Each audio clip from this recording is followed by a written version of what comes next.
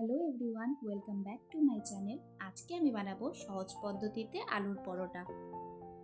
আলুর পরোটা তো সবাই বাড়িতে একবার করে বানিয়ে নিশ্চয়ই খেয়েছেন, কিন্তু একবার আমার এই পদ্ধতিতে বানিয়ে খেয়ে দেখবেন কেমন লাগে। প্রথমে নিয়ে নিলাম আলু সেদ্ধ, পরিমাণ মতো নুন, একটি পেঁয়াজ কুচি, ধনেপাতা কুচি, লঙ্কা কুচি। প্রথমে কড়াই গরম করে 1 চামচ তেল দিয়ে দিব। এরপর পেঁয়াজ কুচি দিয়ে হালকা করে ভেজে নেব।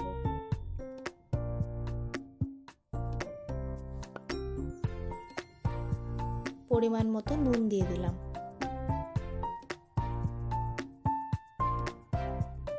আর দিয়ে দিলাম লঙ্কা কুচি।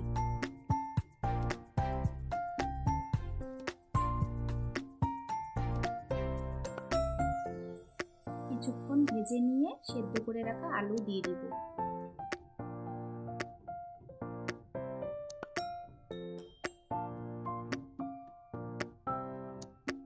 এখন ধনেপাতা কুচি ছড়িয়ে দেব।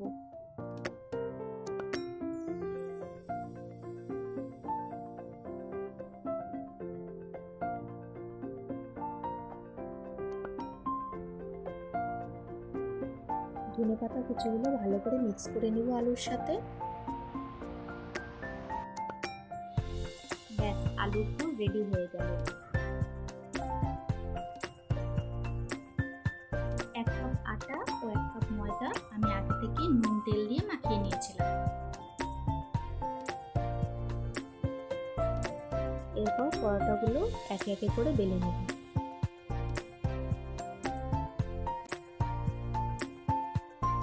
প্রথমে গোল করে বেলে নিয়ে আলুর পুরটা ছড়িয়ে দেব।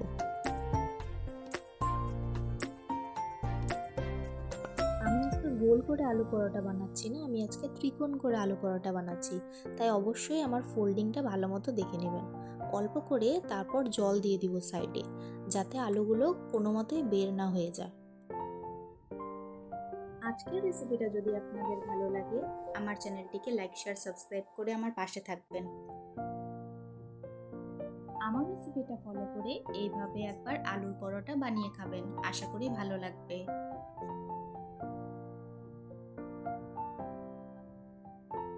দেখুন কত সুন্দর হয়েছে, আলুগুলো এক ফোঁটাও বের হয়ে যায়নি।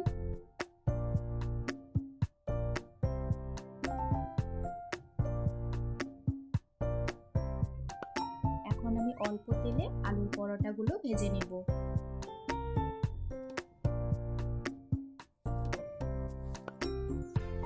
আলুর পরোটাগুলো হালকা করে সেঁকে নিয়ে অল্প তেলে ভেজে নেব।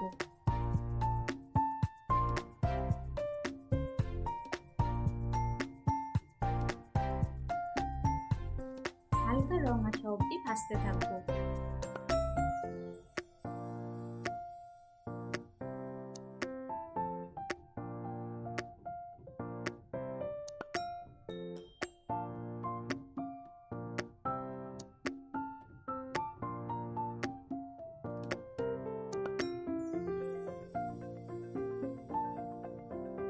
দেখুন কত সুন্দর ফুলে গেছে আমার পরোটাটা।